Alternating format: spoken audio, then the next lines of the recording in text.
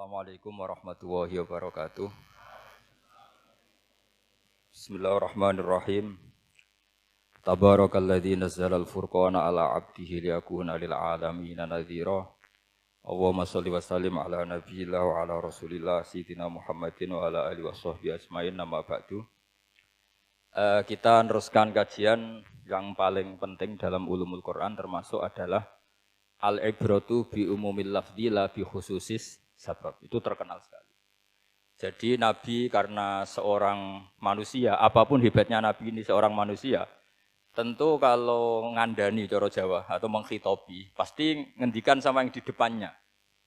Tapi bukan berarti hukum ini khusus pada yang di depannya, tapi menjadi umum. Kenapa menjadi umum? Ya karena kebaikan itu boleh dilakukan oleh siapa saja. Misalnya Rasulullah ngendikan sama Mu'ad, ya Mu'ad inni uhibbuka fala tada'anna dubura kulli sholatin wa fi riwayatin faqul fi duburi kulli sholatin Allahumma a'inni ala zikrika wa syukrika wa husni ibadatik. Itu jelas kalimatnya Nabi, ya Mu'ad saya mencintai kamu, maka jangan pernah engkau tinggalkan setelah sholat kamu membaca Allahumma a'inni ala zikrika wa syukrika wa husni ibadatik. Ya Allah, tolonglah kami supaya selalu mengingat Engkau ala zikrika dan mensyukuri nikmat Engkau, dan tolong kami selalu beribadah kepada Engkau. Lalu kalau melihat asbabil wurud, kalau dalam ilmu hadis biasanya disebut asbabil wurud, kalau dalam ilmu Quran disebut asbabin nuzul, tentu yang didhawuhi itu ya Mu'ad. Tapi Anda tidak boleh begini, saya tidak wiridan itu, yang disuruh Nabi kan Mu'ad, saya kan tidak Mu'ad. Itu tidak boleh seperti itu. Makanya kita tidak boleh terlalu tekstual, karena tadi resikonya Anda tidak mengikuti kaidah al-ibratu bi umumil lafzi la bi khususi sabab.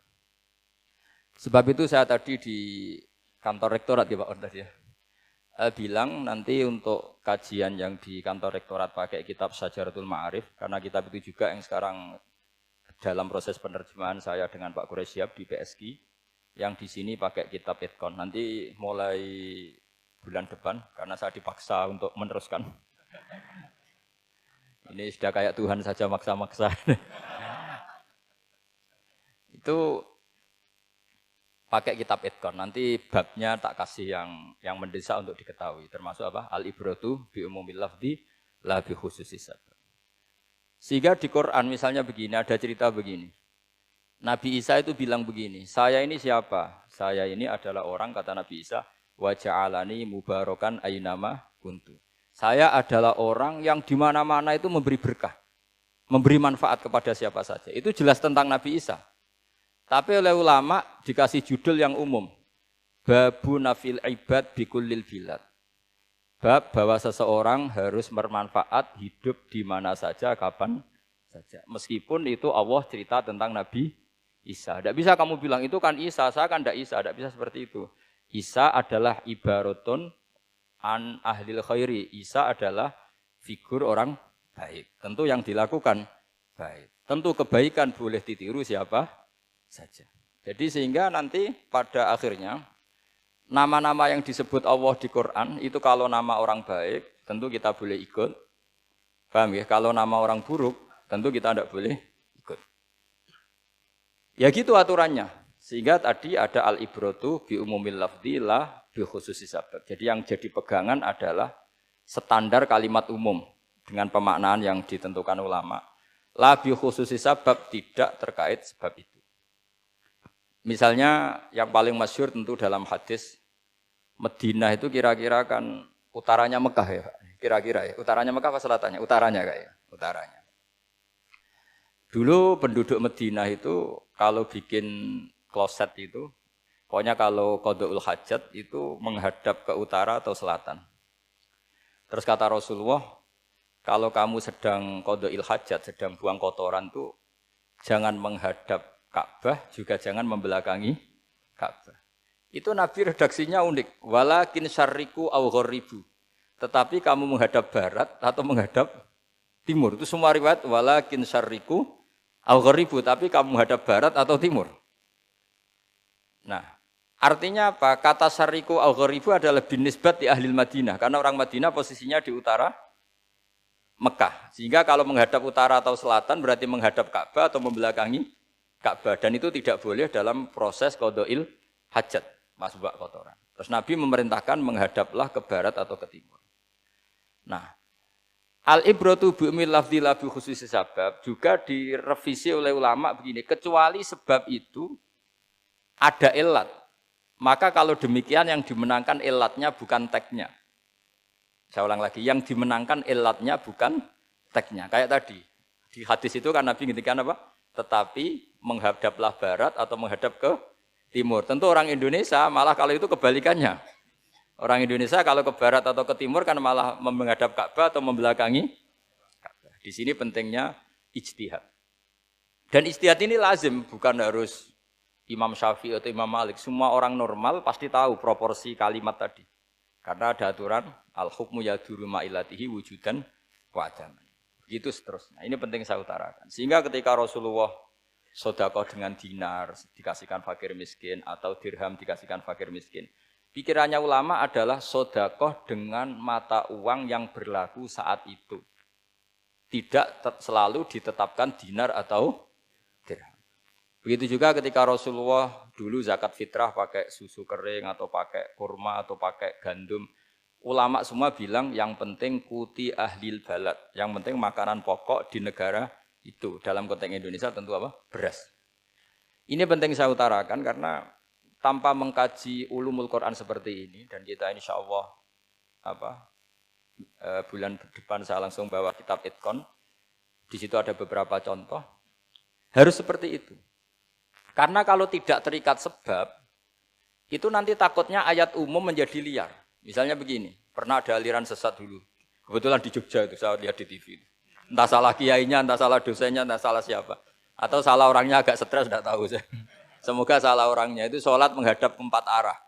Alasannya Allah enggak ada di mana-mana, ya sudah di barat, rakaat kedua ke utara, rakaat ketiga ke timur, rakaat keempat ke selatan. Itu uniknya itu ngawurnya lah, bukan uniknya. Ngawurnya itu dalil fa'ina matuwallu fatamma wajhuwa. Kamu hadap kemana saja di sana ada ridha Allah.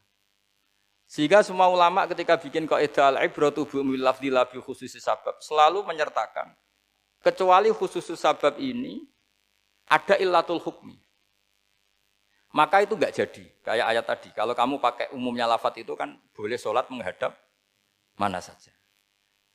Nah makanya Imam Syafi'i ketika ditanya, lalu ayat ini proporsinya gimana? Kata beliau, fis safar.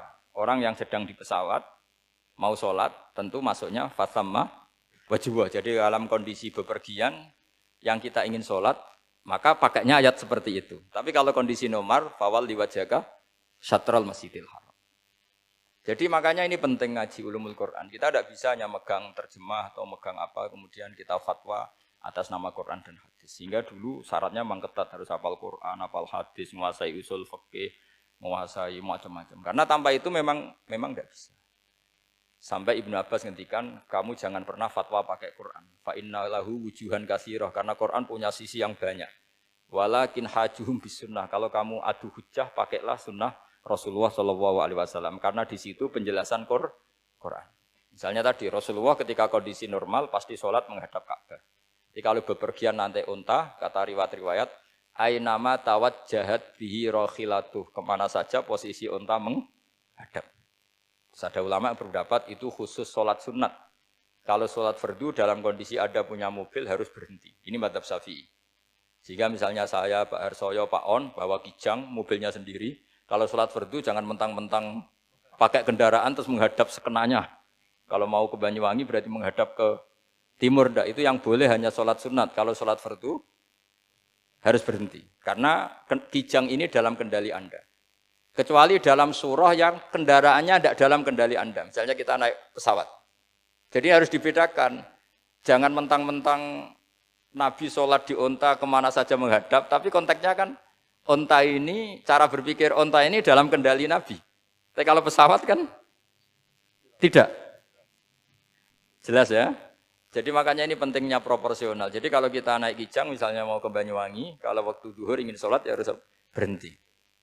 Karena yang aina matawat jahat bihi rakhilatuh, kemana saja kendaraan membawa kita, itu dalam konteks sholat apa? Sunnah.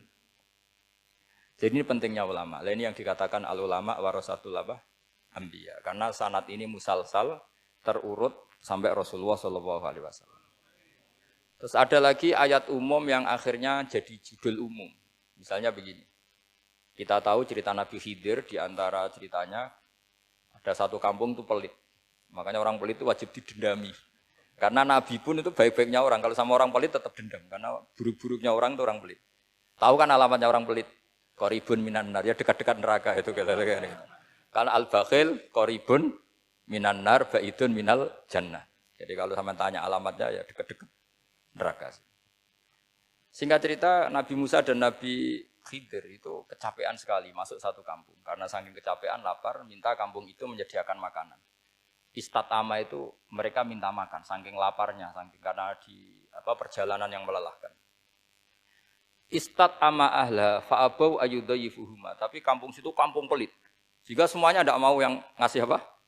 Makan. Tapi pas mau keluar dari kampung, ada tembok, ada kayak prasasti itu, yang mau roboh. Yang mau apa? Roboh. Terus sama Nabi Khidir, tembok yang mau roboh ini ditata. Ditata jadi baik lagi. Nabi Musa kata Nabi Musa, kok kurang pegawaian mau medit, pagri bu urusi. Jadi makanya dendam sama orang meditnya agak sunat. Karena Nabi Musa juga marah sama Nabi Khidir. Orang kayak kampung kayak gitu pelit kok temboknya apa rusak kamu benahin gitu. Terus Nabi Khidir menjawab, wa amal jidaru fakana luhulamaini yatimaini fil madinati wa kana tahtahu kanzul lahuma wa kana abuhuma sholihah. Begini loh, tembok ini adalah penyimpan harta. Penyimpan harta untuk anak yatim. Bapaknya dulu itu soleh. Artinya terus dibabkan oleh ulama. Babu ikrami sibyanil mu'minin. Bab kita memuliakan anak-anak orang soleh. Sehingga dalam adat kita menghormati Habib, menghormati Gus, menghormati anak pahlawan, menghormati orang-orang yang dulu berjuang kepada untuk Indonesia. Karena di antara yang dipertimbangkan Nabi Khidir adalah wakana abuhuma sholihah. Tentu kita menghormati putra-putri yang dulu mendirikan UII, macam-macam. Ya tentu proporsional, tapi tetap saja dapat poin dulu atas nama putra pahlawan, putra orang-orang soleh. Karena Nabi Khidir ketika mempertimbangkan itu, alasannya wakana abuhuma sholihah. Fa'arada rabbuka yablugha ashuddahuma wastakhrijakan zahuma. Tentu Allah ingin kalau tembok ini roboh, kemudian kelihatan khazanahnya atau tabungannya, nanti dipakai orang-orang dolim. Kalau dipakai orang dolim, maka yang berhak tidak mendapatkan. Sama, negara ini itu dimerdekakan oleh para pahlawan supaya dikelola secara kesolehan, supaya dikelola secara orang baik. Maka orang soleh semua harus ikut kompetisi dengan tanda kutip merebut negara. Karena apa? Tapi tentu tidak perlu chaos, tidak perlu anarkis, karena tentu kemerdekaan ini dibela-belain supaya kita jadi baldatun thayyibatu wa rabbun ghafur. Sama, pertimbangannya Nabi Khidir, kalau ini kebongkar, tersibak, pasti diambil orang-orang zalim. Dan akhirnya yang yatim tadi tidak dapat. Akhirnya dibabkan lagi di bab tertentu. Bab menjaga harta supaya tidak dikuasai orang zalim. Jadi akhirnya menjadi sekian varian ilmu. Pertama, varian ilmu bab menghormati anak orang soleh. Bab supaya harta ini tidak dikuasai orang zalim dan seterusnya. Nah saya harapkan nanti dengan ulumul Quran kitab Itqan itu nanti aturan-aturan seperti itu tertanam pada Anda. Sehingga sebetulnya ulama fikih yang ngarang kitab sampai satu boto-boto itu sebetulnya ya normal-normal saja. Kalau sampean sudah mengkaji ilmu yang kayak saya kaji itu normal-normal saja. Misalnya begini, saya beri contoh ya. Orang munafik itu disifati Allah gimana? Wa idza qamu ilas sholati qamu kusala. Orang-orang munafik adalah orang ketika mau sholat itu bermalas-malasan. Terus kitab Fathul Mu'in atau Fathul Wahab atau kitab semua kitab fikih bikin judul gini. Saya masih ingat takbirnya. Wa yusannu nasyatun li sholatin. Disunatkan kalau sholat itu ketok gumrigah, ketok semangat. Fa inna Allaha ta'ala dzamma tarikihi, karena Allah mengkritik atau menyalahkan orang yang kalau sholat itu tidak nasyat, tidak gumregah, tidak semangat. Mergo seperti itu adalah fi'lul munafikin, perilakunya orang munafik. Terus ditulis wa idza qamu ilas sholati qamu kusala. Artinya di situ Allah mengkritik orang munafik. Kenapa? Karena kalau sholat males-malesan. Anda ingin bersifat kayak orang munafik apa bersifat kayak Rasulullah? Tentu ingin seperti Rasulullah. Kalau ingin seperti Rasulullah ya wasari'u ila maghfiratim mir rabbikum. Kalau ada kebaikan harus cepat-cepat, harus disegerakan. Nah, sehingga nanti babnya ya sudah tidak tentang orang munafik. Babnya begini. Babul musara'ah ilal khairat wa tarkil kasli. Bab bergesa-gesa atau bergegas dalam kebaikan dan meninggalkan malas. Jadi tidak lagi tentang sholat, tapi tentang kebaikan apa saja. Jadi kalau kamu punya hutang bisa nyaur jam 7, nyaur jam 9 pasti disalahkan Allah. Karena bisa saja dalam 2 jam ini kita mati. Paham ya? Begitu juga kalau kita sholat bisa awalal waktu, kenapa tidak awalal waktu? Meskipun akhir waktu ya dibolehkan. Itu ya tadi babnya ya tentang wa idza qamu orang munafik itu ya seperti itu. Akhirnya apa? Ayat ini turun tentang orang munafik tapi pemaknaannya umum. Ini disaksikan apa? Orang-orang tua kita ini ada Pak Ersoya, ada Pak On. Pemahaman ini harus dikawal dan ini tradisi ulama. Saya pastikan di pondok-pondok atau di Al-Azhar di mana saja, itqan itu dipakai disertasi doktor. Jadi kalau betul nanti kita mengkaji itu sudah doktor semua, doktor tafsir semua. Dadaan maksudnya. Memang itu mau tidak mau dan itu mudah sekali. Saya ulang lagi itu mudah sekali.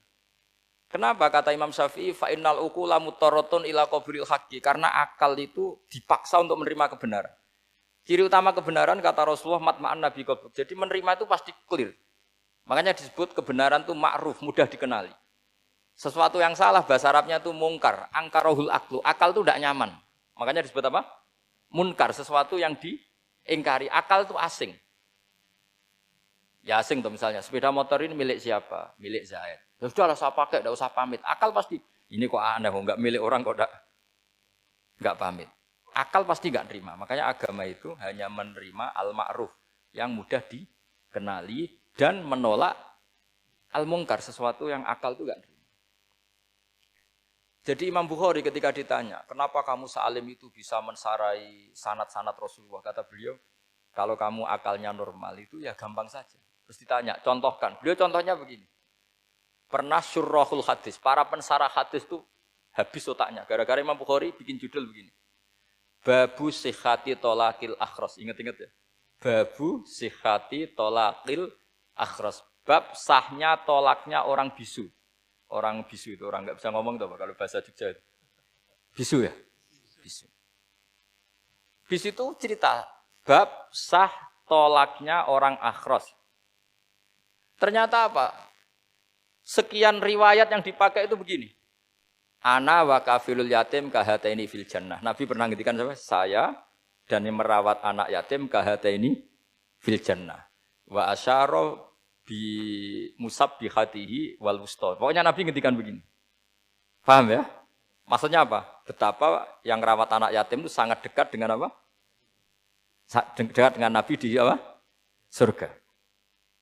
Terus hadisnya berikutnya asyahru hakada pakai tangan 10, ahakada wa hakada wa hakada berarti 30. Asyahru hakada wa hakada wa hakada berarti berapa? 29.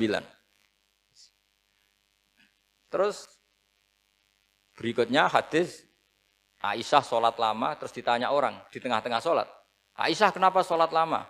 Fa'asyarat nahwas sama. Kemudian Aisyah memberi isyarah nahwas sama. Ternyata saat itu gerhana apa? Matahari. Itu surahul hadis bingung semua. Ini cerita tolaknya orang bisusah kok ngelantur kemana-mana ini. Ternyata maksudnya Bukhari begini, maksudnya Imam Bukhari. Penjelasan, yang namanya tolak itu kan sihot. Ya sihot, tahu sihot, akad lah kalau dalam bahasa Jogja mungkin. Kalau kamu nikah kan angkah tuka, wazawazduha, terus bilang apa? Qabil tu, nikahaha wa taswiyah. Terus kalau kamu menceraikan istri kamu bilang kamu saya ceraikan. Yang dikatakan sihot itu adalah ekspresi atau implementasi dari sesuatu. Misalnya kamu ingin tolak, bilang saja tolak. Kalau kamu ingin muji orang, bilang saja begini. Pasti itu maknanya muji. Kalau ingin menyemooh, bilang begini. Nah, artinya gini, kalimat itu bisa diganti isyarah. Saya ulang lagi, kalimat itu bisa diganti. Buktinya Nabi mengisyaratkan saya dekat, bilang begini. Paham ya? Aisyah bilang gerhananya, bilang begini. Kalau begitu orang yang bisu ya punya cara menceraikannya. Dia cukup melakukan isyarat Yang isyarat itu pasti difahami sebagai cerai. Artinya kalau orang memahami Quran hadis seperti itu, hal-hal yang mungkin nggak terlintas dalam pikiran Anda, ternyata itu jadi dalil. Artinya apa? Rasulullah yang bisa ngendikan saja kadang menjelaskan sesuatu pakai isyarah. Nah, dengan demikian terus jadi rumus al-isyarah al-mufhimah bimanzilatin nutki. Isyarah yang memahamkan sama dengan ucapan. Sehingga ini pengganti ijab qabul. Itu cara-cara memahami istihad, memahami Quran dan hadis. Caranya gimana? Kita harus belajar ulumul Quran. Ya, perangkat yang dipakai seluruh dunia termasuk kitab Itqan itu. Dan kitab Sajaratul Ma'arif itu yang saya kaji dan dikaji seluruh ulama di dunia. Karena saya tidak biasa ngaji tanpa kitab yang perlu kita kaji. Saya sendiri itu bisa seperti ini ya barokahnya kitab-kitab itu. Jadi gak terlintas tapi ya tadi. Rasulullah yang bisa ngendikan saja, sering iktifa, sering ngalap cukup dengan apa? Isyarah. Oh kalau gitu berarti al-isyarah bimanzilatin nutki. Isyarah itu sama dengan ijab dan qabul. Apalagi ini orang akhros, orang bisu yang nggak bisa ngomong. Lalu kalau tolak kayak apa, kalau nikah kayak apa. Ya, tapi Imam Bukhari itu uniknya tadi bikin judul Babu Sihati Tolakil Akhros, kemudian cerita anak wa kafilul yatim. Nah, itu kalau orang kan nggak sambung, ini sambungnya di mana? Kok malah cerita anak yatim? Ternyata kata kuncinya kahata ini seperti ini dan orang paham sangat sangat. Makanya hati-hati dengan isyarah karena kalau itu betul mengganti lafaz, berarti Anda kalau nyuwun sewu melafadzkan tolak terganti isyarah, ya agak masalah itu. Tapi semoga enggak lah. Istri satu kok dicerai nanti enggak punya istri nanti malah repot. Tapi ini kan saya cerita ilmu saja. Ya saya cerita apa? Cerita ilmu. Jadi kalau ada orang bilang semua yang ada di dunia itu ada di Quran. Itu caranya ya seperti ini. Jangan kayak orang-orang yang terlalu tekstual. Karena kalau seperti ini pasti semua ada di dunia itu ada di Quran. Karena cara pemahamannya seperti ini. Saya sering ditanya kenapa bumi ada likuifaksi macam-macam. Memang dari Quran, bayangannya Quran seperti itu. Amin tuman fis sama ayyakhsifa bikumul ardo fa idza hiya tamur. Memang dari awal Allah bikin bumi ini potensinya malah likuifaksi. Potensinya itu melumer. Tamur itu memang maknanya melumer. Dan ketika Allah nyifati bumi wal ardi dzatis sada, sadun maknanya pecah. Dan Allah tidak sekedar mengatakan pecah, dzatis sad, sifat dasar bumi itu mudah pecah. Jadi kalau dzat itu sifat dasar. Jadi meskipun Quran tidak meneliti spesifik kayak para ahli gempa, tapi dari awal Allah ngendikan bumi itu dzatis sad wal ardi dzatis sad. Bumi adalah berkarakter pecah. Kenapa berkarakter pecah? Karena dari awal bumi ini lempengan-lempengan. Di Qurannya dijelaskan gitu. Wa fil ardi qita'um mutajawirat. Bumi ya kelihatannya banyak, kelihatan satu, sebetulnya dari qit'ah, dari potongan. Lah qit'ah itu jamaknya qita'. Terus disebut mutajawirat, saling berdampingan. Kalau dalam bahasa Arab berdampingan itu berarti sel-selnya beda. Kalau bahasa Arab bilang sesuatu yang bercampur namanya mukhalatoh, jadi satu. Kalau yang beda jenis namanya mujawarah. Nah, Al-Quran itu bilang wafil ardi qita'um mutajawirat. Bumi ini karakternya per potongan-potongannya karakternya beda-beda. Sehingga memang potensinya bumi ini hancur. Apalagi dari awal memang dipersiapkan mau dihancurin. Makanya enggak usah takut kiamat, memang rencana Tuhan mau dihancurin. Makanya sanggup takwa saja. Kalau ingin menghentikan penghancuran ini tidak bisa. Itu sudah dalam rencana Tuhan pasti dihancurin. Makanya kalau orang sufi ditanya, kenapa tidak bangun rumah? Tuhan aja mau rencana menghancurin bumi, kok rumah tak tata nanti juga hancur. Tapi kalau di Islam kota saya ngomong gitu kan dia apa ini orang nggak jelas ini kan gitu. Padahal yang kedonyan itu yang nggak jelas sebetulnya. Tapi ini saya cerita jadi supaya UII ya, yang didirikan ulama-ulama.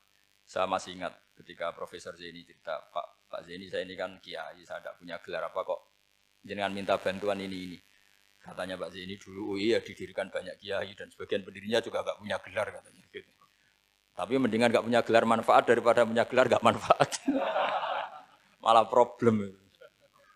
Tapi ya enggak masalah. Sudah ada manfaat enggak punya gelar malah repot lagi. Sudah cara berpikir gitu saja sudah.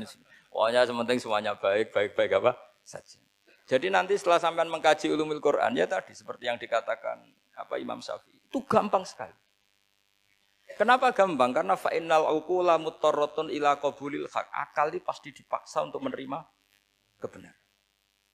Kayak saya berkali-kali ditanya sama seorang kiai, kenapa sih Gus masalah la ilaha illallah kok sampai Nabi ngendikan wa in zana wa in saraka. Siapapun yang melafadzkan la ilaha illallah Muhammadur Rasulullah, itu suatu saat pasti masuk surga. Meskipun dia pernah zina, pernah maling. Itu jelas teks hadis di Bukhari, di Muslim, wa in zana wa in saraka. Meskipun zina dan ini bukan berarti Nabi melegalkan perzinahan, enggak, ma'adzallah, enggak akan terjadi. Nabi melegalkan perzinahan. Tapi Nabi ingin ngendikan begini. Absolutisme kebenaran itu tidak terganggu oleh kesolehan dan kefasikan. Karena kebenaran absolut siapapun akan ngomong seperti itu.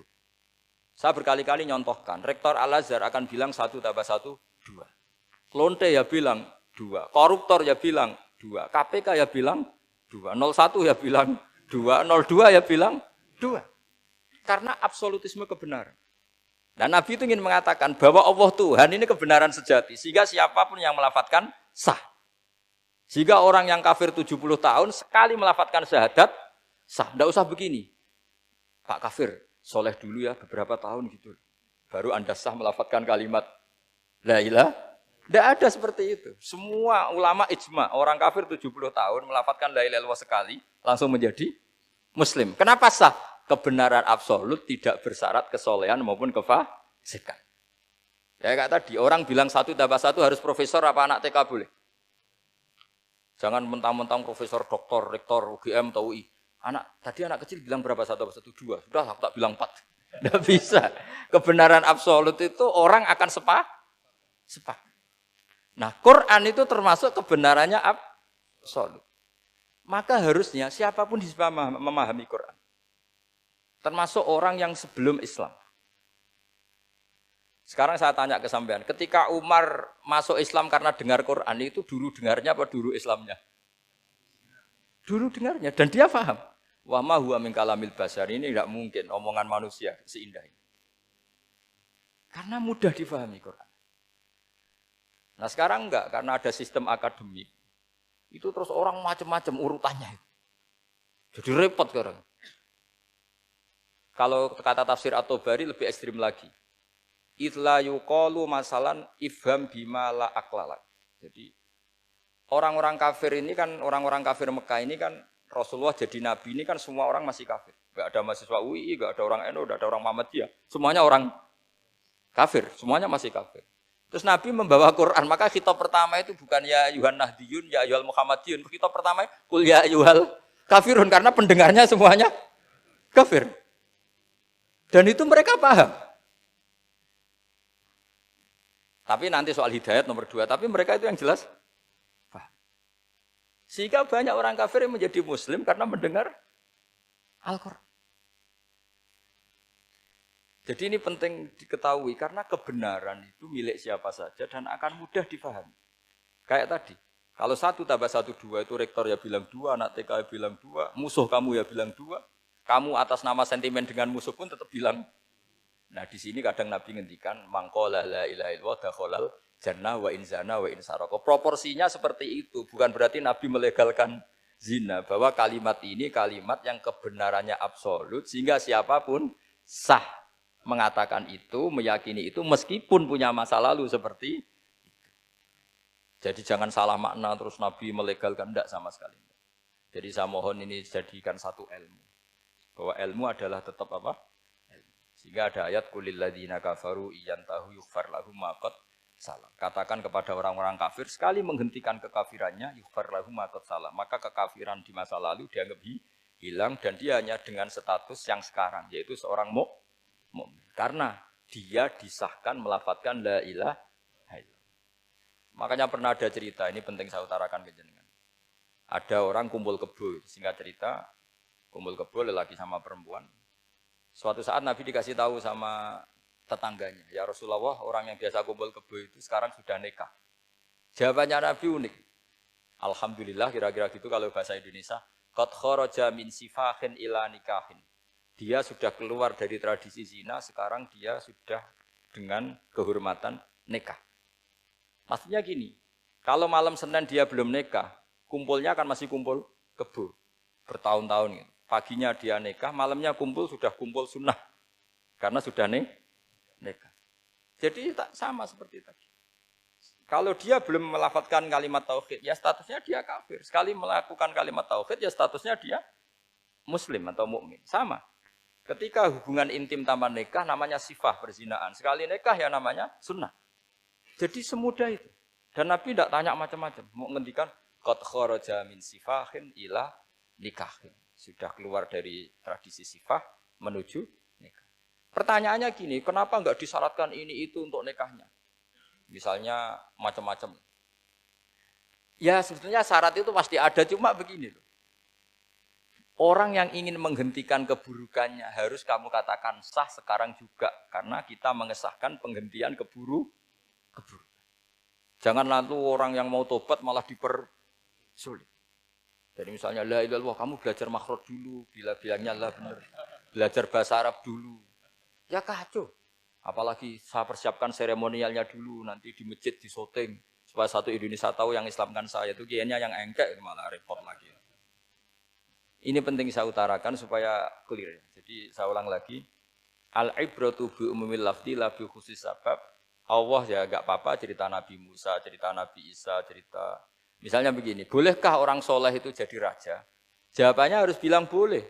Karena Allah pernah menfigurkan tokoh soleh yang bernama Sulaiman dan Daud. Dan beliau adalah raja. Ketika Imam Syafi'i ditanya, bolehkah orang Islam tidak kawin?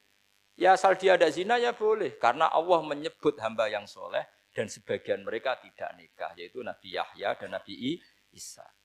Yaitu wasayyida wa hasura wa nabiyya minas sholihin. Jadi cara berpikir Imam Syafi'i gampang. Bagaimana hukumnya orang Islam yang enggak nikah padahal dia tapi asal enggak zina loh ya. Ya jawabannya ya boleh karena Allah mensifati Nabi Yahya dan Isa dengan status hasur, tidak apa? Nikah.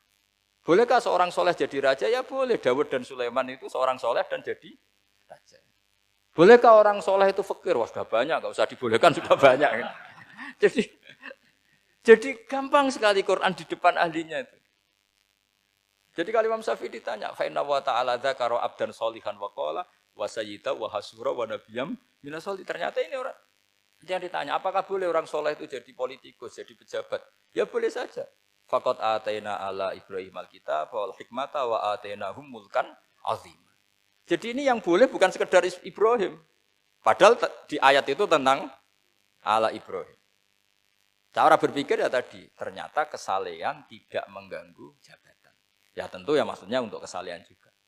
Sehingga agama ini gampang. Makanya kalau ada yang tanya, bagaimana perempuan punya aktivitas? Ya jawabannya asal kebenaran ya boleh. Allah cerita Bilqis dan itu raja perempuan.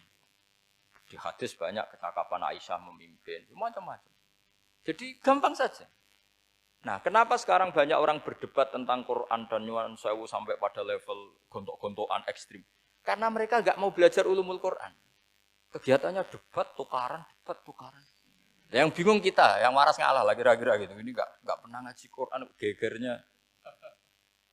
Ya kacau.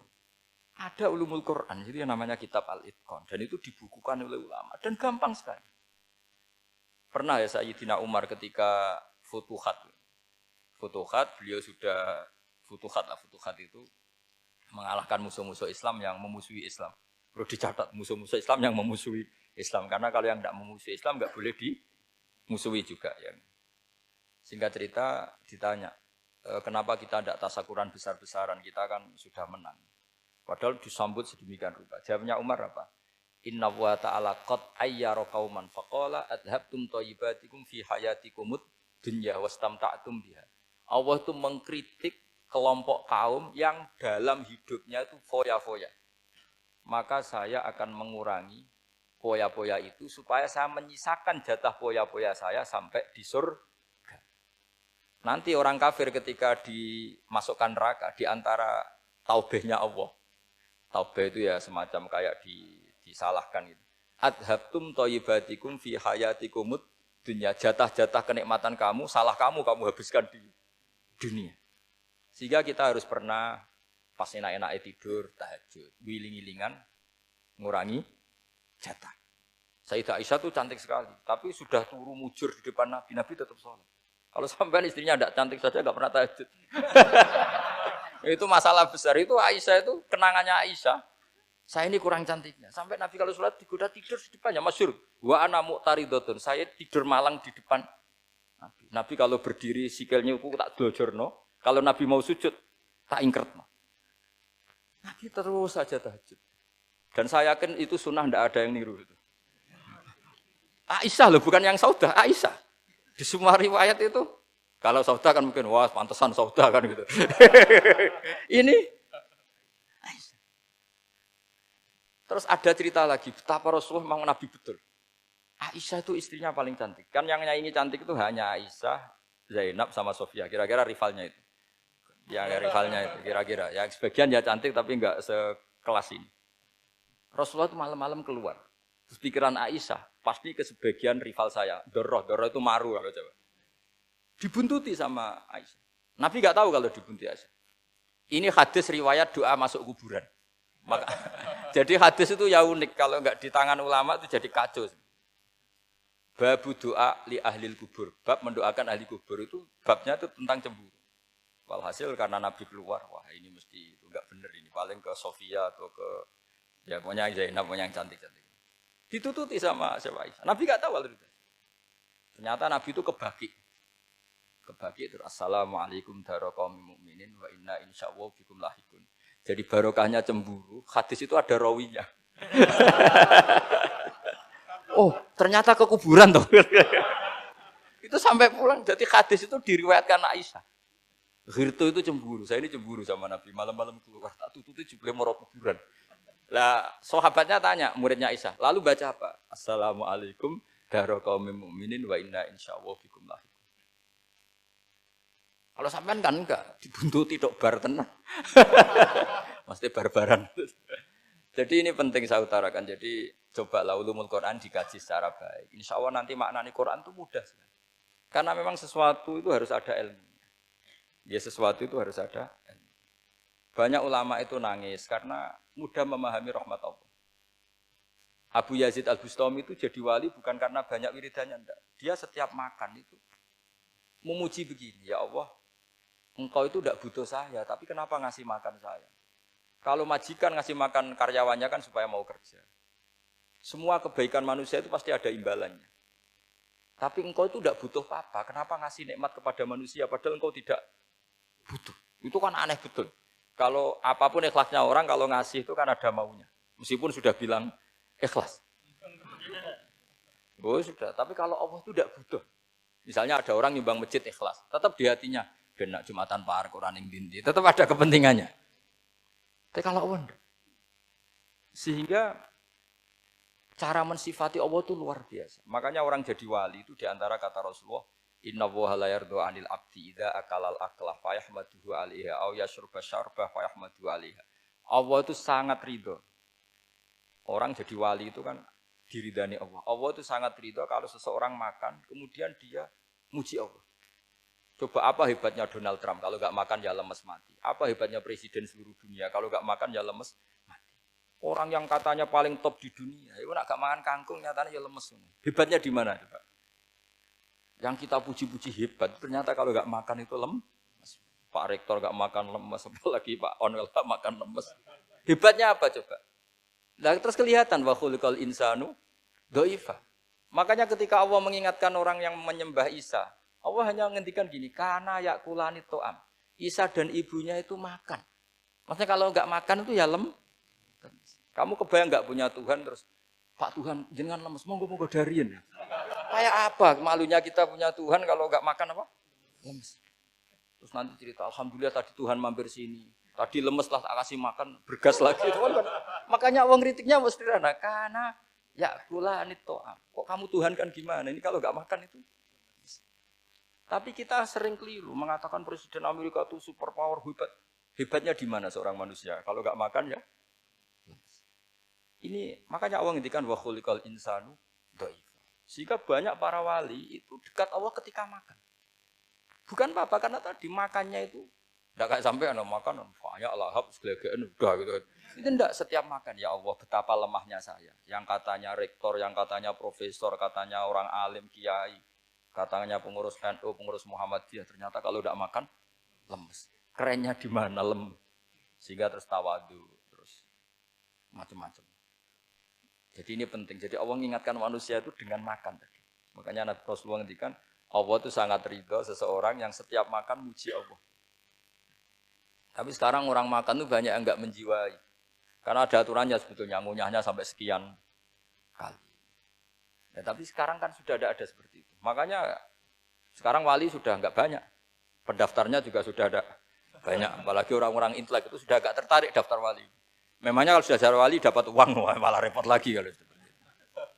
Tapi ini saya cerita orisinilnya ilmu Quran. Ketika Allah mengkritik Isa itu hanya ketika dituhankan maksudnya. Itu hanya dengan kalimat kana yakulan itu Isa dan ibunya sama-sama makan. Dan ketika Allah memuja Rasulullah SAW dan para nabi, itu pujaannya itu aneh.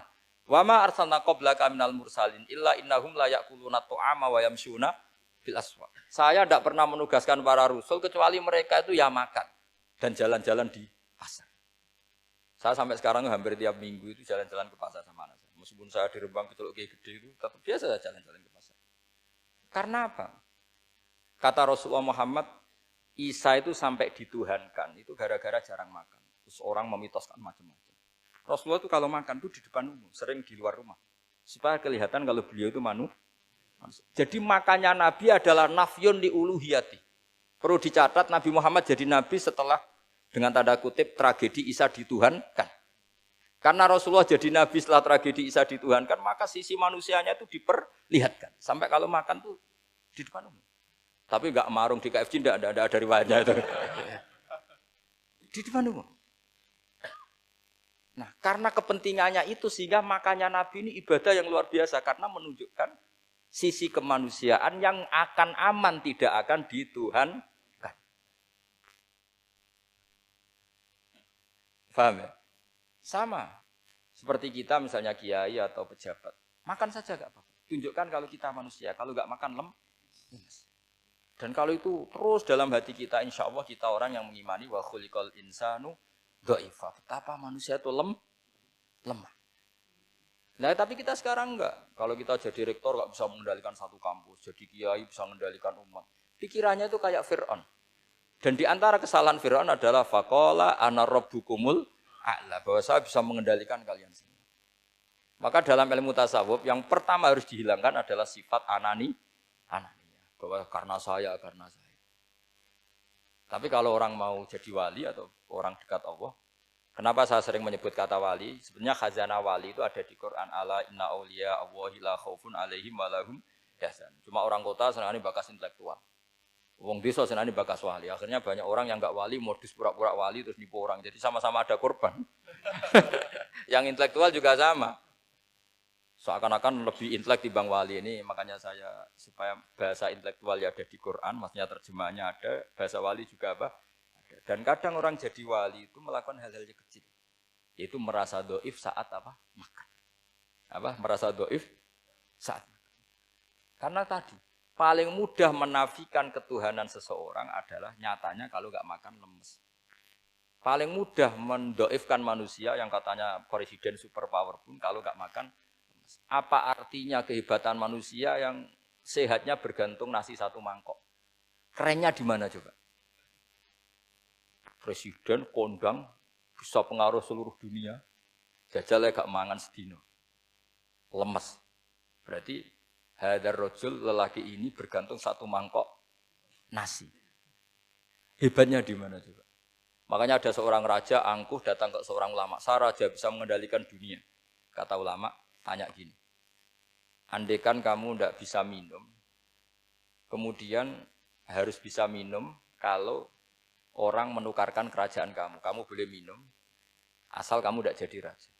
Apa kamu kasihkan kerajaan kamu ketika kamu harus minum dengan cara seperti itu? Misalnya di tengah belantara, kalau di Arab kan sering ada apa? Sahara itu ada padang pasir. Terus kata raja itu, ya saya milih minum. Kalau saya tidak minum mati, mendingan tidak punya kerajaan. La tafrah bimulkin la yusawi kak samain. Kamu jangan bangga dengan kerajaan yang nilainya tidak ada dengan segelas. Baru dia sadar ternyata. Jadi kamu jangan bangga dengan satu kerajaan yang bahkan akan kamu tukarkan dengan Segelas. Artinya pertanyaannya gini, kerajaan yang kamu bisa mimpin ini ditumpang air apa ditopang keangkuhan Anda? Sebenarnya hanya ditopang air. Karena sekali Anda tidak minum, tidak bisa jadi raja. Terus lemes, diobatno. Sama presiden juga gitu. Kalau nggak makan, nggak minum, terus sakit, stroke, nggak bisa jadi presiden. Artinya ternyata betapa manusia ini bergantung dengan sesuatu yang remeh, yaitu makan, minum, makan, minum. Nah di sini ini, kenapa Quran menyebut para nabi itu apa? Illa innahum la ya'kuluna ta'ama wa yamsuna fil aswaq. Kalau kamu tidak memahami seperti ini kan terus kayak Quran kok ngomong hanya gini kok. Kayaknya kelasnya kok enggak intelek gitu. Cara pandang enggak seperti itu. Paham ya? Jadi supaya lebih apa? Memahami Quran dan kamu akan lebih tasdik kepada Quran sebagai kalam Allah yang pegangan kita apa? Semua. Saya kira demikian. Assalamualaikum warahmatullahi wabarakatuh.